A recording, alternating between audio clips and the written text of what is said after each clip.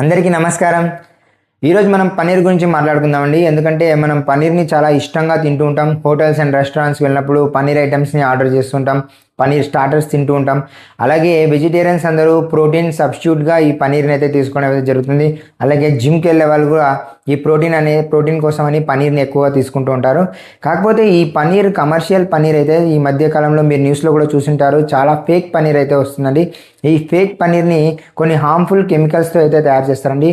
ఈ calcium carbonate అని, formalin అని, సోడియం హైడ్రాక్సైడ్ అని ఇలాంటి కెమికల్స్తో తయారు చేసిన పన్నీర్ అయితే మనకు మార్కెట్లో దొరుకుతుందండి. ఈ పన్నీర్ తినడం వల్ల మనకు డైజెస్టివ్ ప్రాబ్లమ్స్ వస్తాయండి. అలాగే కొన్ని రకాల అలర్జీస్ వస్తాయి.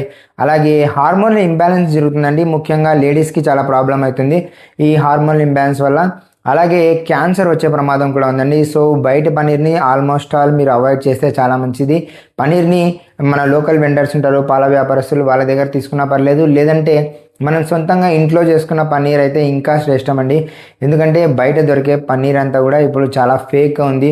మీరు ఒకవేళ ప్యాకెట్ పన్నీర్ తెచ్చుకున్నా కూడా ఆ ప్యాకెట్ మీద మీరు చెక్ చేసుకోండి ఎటువంటి ఇంగ్రీడియంట్స్ అయితే వాడారో. ఓన్లీ పాలతో తయారు చేసి ఉంటే ఓకే అండి. ఇటువంటి కెమికల్స్ పేర్లు అని ఉంటే మీరు దయచేసి ఆ ప్యాకెట్ని అక్కడే వదిలేసండి, కొనకండి.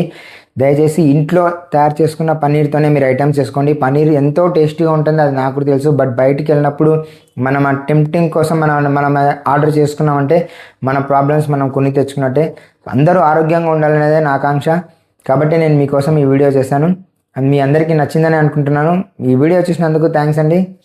మరో వీడియోతో మరీ కలుద్దాం.